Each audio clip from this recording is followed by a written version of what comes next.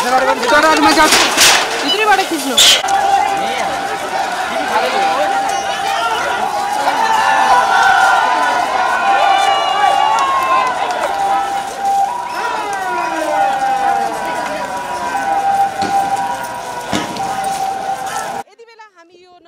चोक स्थित यो यातायात व्यवस्था विभागको अगाडि छौं र हामी देख्न सक्छौं यो भवनमा चाहिँ प्रदर्शनकारीहरूले आगो लागि गरिसकेको अवस्था छ भने यो सिभिल हस्पिटलमा आइराख्दाखेरि चाहिँ निकै नै धेरै घाइतेहरूको अवस्था देख्न सक्छौं हामी। यहाँ चाहिँ निकै नै धेरै घाइतेहरू ल्याएको अवस्था छ। गोली लागेर भने संसद भवन भित्र नै यो चाहिँ आगो फ्यालेर चाहिँ त्यहाँ पनि आगो लागि भइसकेको अवस्था छ भने यहाँका तारहरू पनि निकै नै जलिसकेको अवस्था छ। अझै पनि यो भिड चाहिँ निकै आक्रोशित भइरहेको छ भने यातायात व्यवस्था पुरै यो धुवा नै निक्लिसकेको छ र यो चाहिँ अबको यो यहाँ भएका धेरैवटा गाउँ यो घरहरूमा चाहिँ आगो लगाउने कार्य भइरहेको छ र यति बेला चाहिँ यो संसद भवनभित्र पनि प्रदर्शनकारीहरू छिर्ने प्रयासहरू गरिरहेका छन् भने यहाँ चाहिँ आगो लगाउने कार्यहरू पनि भइरहेको छ भने यातायात व्यवस्थाभित्र पनि यो आगो लागिसकेको अवस्था छ र अझै पनि अगाडि बढ्ने कार्यहरू यहाँ चाहिँ गरिएको छ। यहाँ प्रदर्शनकारीहरू अझै संसद भवनभित्र छिर्ने प्रयास गरिरहेका छन्। यो धेरै सङ्ख्यामा चाहिँ सिभिल हस्पिटल अगाडि चाहिँ यो गोली लागेर चाहिँ प्रदर्शनकारीहरू आइसक्नु भएको छ र कतिजनाको मृत्यु भनेर हालसम्म पनि यो यकिन गर्न सक्ने अवस्था रहेको छैन।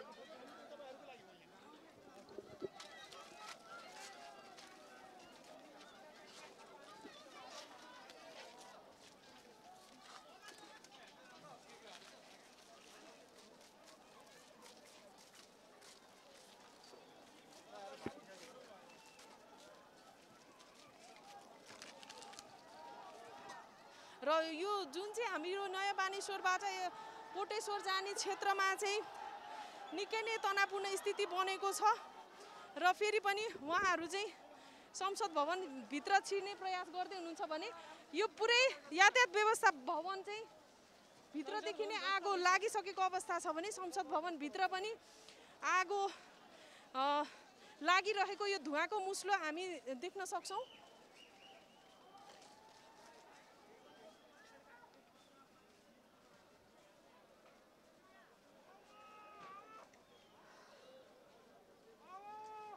र यो यहाँ चाहिँ सिभिल हस्पिटल अगाडि पनि छौं हामी र यो जुन चाहिँ अहिले यो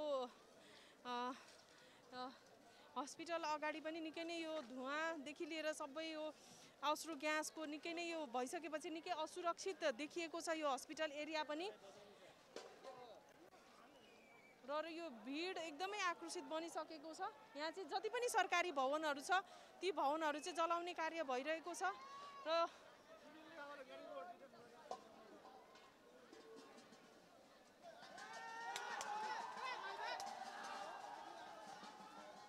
छोड्दिनु आउनु र यो निकै नै यो अवस्था दाइ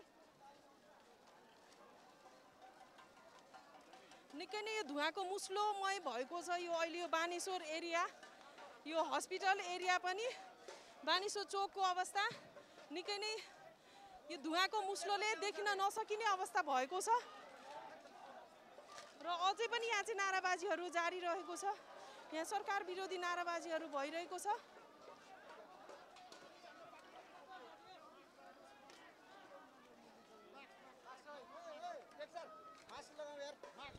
र अहिले देखेको चाहिँ यो यातायात व्यवस्था विभागको कार्यालय एकदमै यो जलिसकेको अवस्था छ।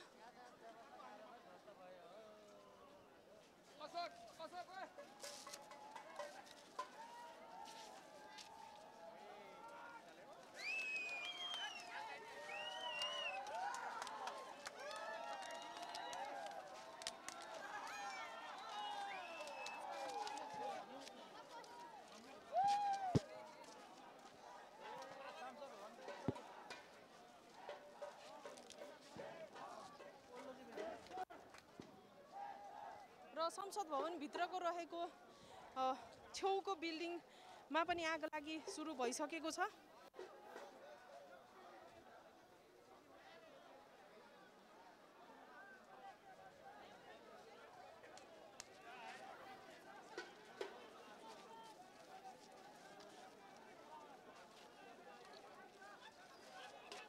धुवाको मुस्लोमय भइसकेको छ। नयाँ बानेश्वर यो कोटेश्वर जाने एरिया र चोकदेखि निकै नै तनावपूर्ण अवस्था छ भने यो धुवाको मुस्लोले यहाँ चाहिँ सिभिल हस्पिटल अगाडि छ, यो सबै सम्पूर्ण यो सरकारी कार्यालयहरूमा आगो लगाइएको छ।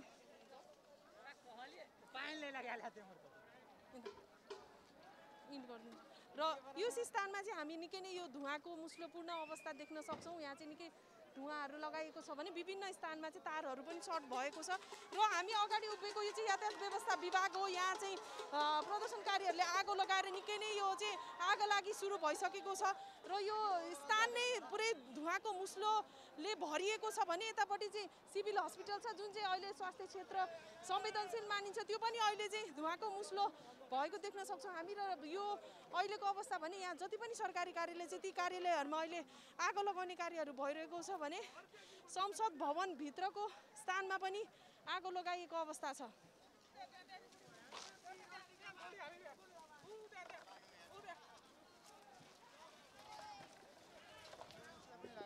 र यहाँ चाहिँ निकै नै गोली हानिएको अवस्था छ भने उहाँलाई अहिले हस्पिटल अघि चाहिँ उहाँलाई निकै नै तनावपूर्ण अवस्था छ अहिले यहाँ चाहिँ।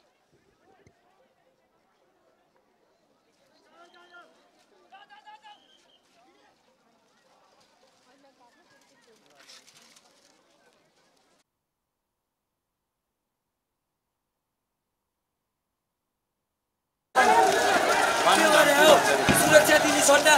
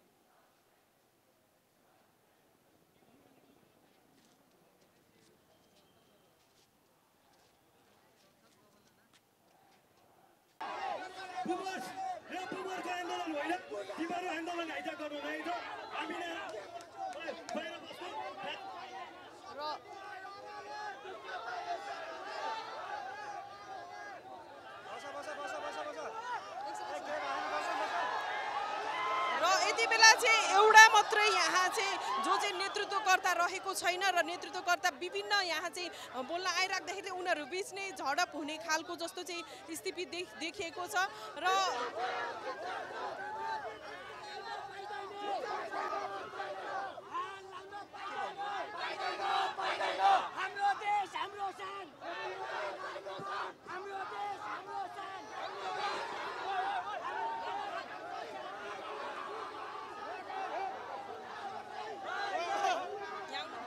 कलेज नगएको हजुर, कलेज नगएको।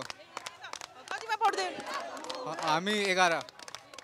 यसमा चाहिँ किन आउनुपर्छ भनेर? अब देशमा धेरै नराम्रो भइसक्यो, अब हामीले केही गर्नै पर्छ। के भयो हजुर? देशमा के भयो भन्नु? देशमा करप्सन धेरै भइसक्यो। त्यसलाई चाहिँ के गर्नुपर्छ? अब हामीले यो नेताहरूलाई निकाल्नुपर्छ हजुर। के गर्नुपर्छ?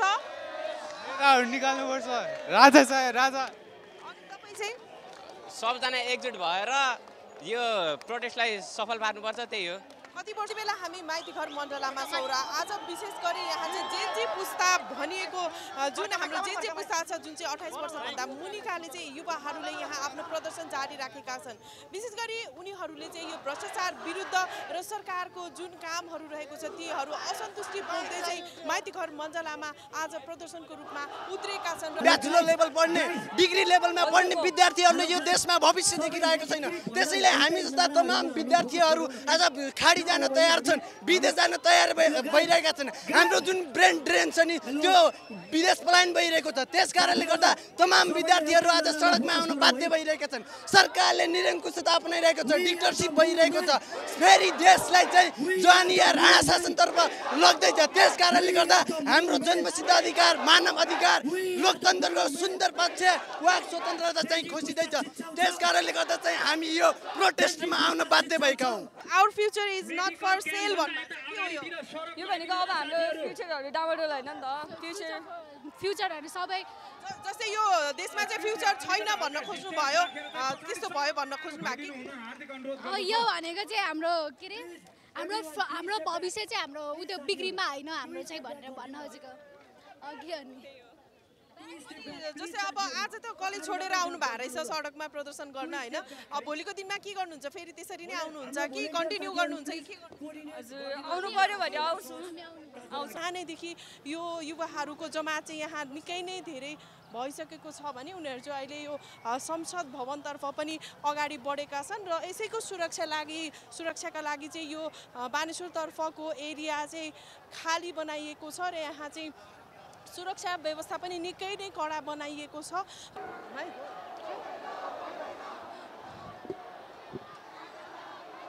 र यो चाहिँ अहिले यो जुन चाहिँ ठुलो भिड, यो चाहिँ युवाहरूको भिड हामी देख्न सक्छौँ। यो चाहिँ बानेश्वरतर्फ गइरहेको छ। एक्ज्याक्टली उहाँहरूको शान्तिपूर्ण रूपमा हुनु पर्यो र एकदम सन्देशमूलक हुनु पर्यो होइन, र केही चेन्ज ल्याउनु पर्यो अलिकति हो। यहाँ केही नेगेटिभ कुराहरू पुरानो पुस्ताहरू राम्रोसँग यहाँ पुरानो पुस्ताले चाहिँ अड्डा जमाएको छ होइन।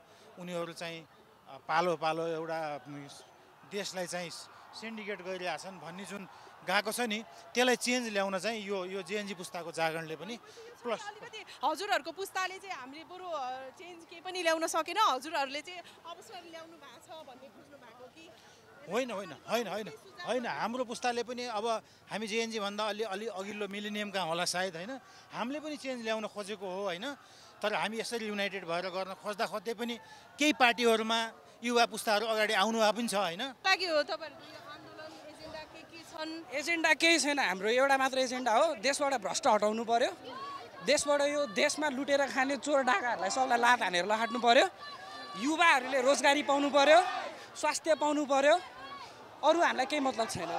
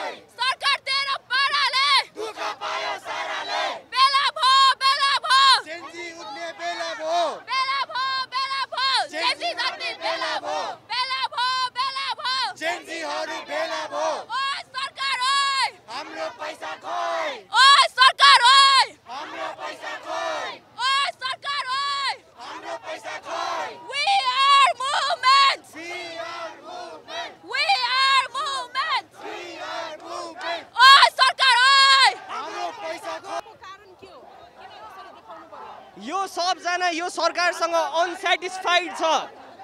तपाईले यो युथहरुमा 99.9% युथ यो सरकारसँग सेटिस्फाइड छैन। You can ask anyone from here. यहाँ नत्र कोही पनि आउँदैन थियो अहिले। म यो देश छोड्दिन भनेर बसेको मान्छेलाई सरकारले देश छोडम भनेर सोच्न पार्यो। यो कसको गल्ती? तपाई भन्नुस् कसको गल्ती? कसको? देशको कसरी गल्ती? ओ गुड हो यहाँ केपी बाको गल्ती। अझै अरूको नि गल्ती छ यो कसको गल्ती छ ल भन्दिनुहोस्। यहाँ भन्नै पर्दैन। यहाँ हामी आउनु पर्नुको कारण के हो दाइ भन्नु त ल? यहाँ हामी आउनु पर्नुको कारण के हो? यहाँ के अरे केपी भ्रष्ट गरेको छ हाम्रो नेपाल सरकारले। केपी चोर यहाँ हामी आउनु यस्तो नि सुन्नु न, यो हाम्रो चाहिँ यस्तो थियो कि यो जति पनि यो गिरिबन्धुदेखि लिएर विभिन्न व्हाइट बडी काण्डहरू सबै योभन्दा अगाडिदेखि चल्दै आएको थियो होइन। अब यो विषयमा चाहिँ यो तपाईँहरूको जेन्जी पुस्तालाई थाहा नभएको जस्तो पनि मतलब सानो नै भनेर गनिएको थियो नि त। अब यसरी आउँदाखेरि चाहिँ नयाँ देखिएको छैन। We were not aware about it. हामी अवेयर थिएनौँ, हामीलाई थाहा थिएन। अझ यिनीहरूले यो रोक्नको लागि हामीले धेरै थाहा पाउँदै गयौँ भनेर अहिले सोसियल मिडिया पनि ब्यान गरेको छ। That is also one of the reason यो मान्छेहरू यहाँ भेला भएको। हजुर यहाँ किन आउनु भएको? म यो भ्रष्टाचारी धेरै भएर आएको यहाँ। अब यो आज यो जति पनि फ्रस्ट्रेसन छ यिनीहरूले नै गरेर भएको। अब के गर्नुपर्छ भने डाइरेक्टली इलेक्टेड रिप्रेजेन्टेटिभ आउनुपर्छ। सबै रिप्रेजेन्टेटिभहरू डाइरेक्टली इलेक्टेड हुनपर्छ। एकदम बेसबाट इलेक्टेड भएर माथि पुग्नपर्छ। मन्त्री आफै स्वत भोट गरेर लिन पाउनु पर्यो। यो दलहरूले भित्र गएर भोट गर्ने, यसले गर्दा अहिले समस्या आयो र यस्तो राम्रो जनताले चाहेको जस्तो भएन। जस्तै अब आज स्कुल छोडेर आउनु भएको रहेछ आज एक दिन चाहिँ, अब भोलिदेखि के गर्नुहुन्छ? प्यारेन्ट्सलाई थाहा छ कि छैन? प्यारेन्ट्सलाई थाहा छैन। विरुद्धको आन्दोलन अगाडि सार्नु भएको छ भने जति पनि करहरू तिरिन्छ त्यो कर चाहिँ जनताको छोराछोरीका लागि भन्दा पनि हाम्रो देशको समृद्धि र विकासका लागि भन्दा पनि नेताहरूको छोराछोरीका लागि र विलासिताको लागि मात्रै हुनु हुँदैन भनेर उहाँहरू सडकमा आउनु भएको छ। र उहाँहरूको जुन चाहिँ विदेश पलायन भइरहेको युवाहरूको अवस्था जस्तै उहाँहरूको पनि फ्युचर जुन चाहिँ भविष्य भोलिको दिनमा त्यही नहोस् भन्नका लागि र विदेश पलायन हुन नपरोस् भन्नका लागि पनि उहाँहरूले विभिन्न आफ्नो अवसरहरू र देशमा चाहिँ उहाँहरूको लागि चाहिँ अवसर सृजना हुनुपर्छ भनेर विभिन्न माग राखेर चाहिँ आज उहाँहरू आन्दोलनमा उत्रिनु भएको छ, प्रदर्शन जारी राख्नु भएको छ। र यो आन्दोलनमा चाहिँ यति भन्नुपर्छ कि यो चाहिँ कुनै पनि राजनीतिक दलको र कुनै पनि अभियन्ता योभन्दा अगाडिकाहरूले गरेका थिए आन्दोलन र त्योसँग कुनै पनि यसले सरोकार राख्दैन। उनीहरू स्वतस्फूर्त रूपमा आफ्नै तरिकाले आफ्नै ढङ्गले आफ्नो साथीभाइ लिएर आउनु भएको छ। र जति पनि योभन्दा अगाडिका भ्रष्टाचारदेखिका काण्डहरू छन् जति पनि उहाँहरूलाई थाहा छैन भनिएको थियो, उहाँहरू चाहिँ ती सबैमा चाहिँ परिचित हुनुभएको छ। र अब पनि हामी चाहिँ चुप्लाएर बस्दैनौँ। देशमा चाहिँ राम्रो कुरा हुनु पर्यो, देशको विकास हुनु पर्यो, युवा केन्द्रित हुनु पर्यो र युवा रोजगारदेखि लिएर विभिन्न अवसरहरू सृजना गर्नु पर्यो भनेर चाहिँ उनीहरू आज प्रदर्शनमा उत्रिनु भएको छ। र अहिलेका लागि भने यो प्रत्यक्ष प्रसारण हामी यही अन्त्य गर्न चाहन्छौँ। क्यामेरामा अर्जुन भण्डारीका साथमा शर्मिला नगरको चाहिँ बबरमहल काठमाडौँ।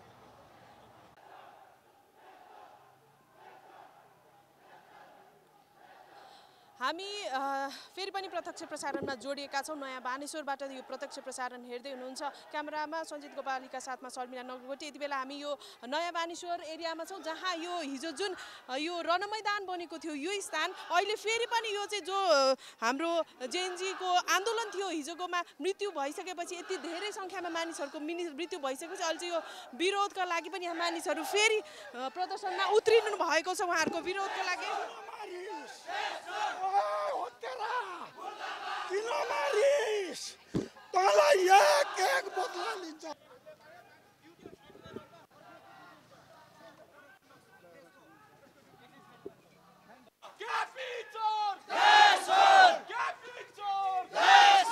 मलाई यो देशमा रोजगारी चाहियो, मलाई यो देशमा रोजगारी चाहियो र भ्रष्टाचार अन्त्य हुन पर्यो। यो भन्दाखेरि मैले गोली खान पर्छ भने हानुस् गोली बरु। कोही मान्छे मारेर एक दिनमा 20 जना मारेर नेपालको प्रधानमन्त्री गृहमन्त्री यति बेला चाहिँ यहाँ चाहिँ निकै नै ठुलो आक्रोश देखिएको छ। अहिले चाहिँ यहाँ निकै युवाहरूको पनि भिड रहेको छ र यो भिडमा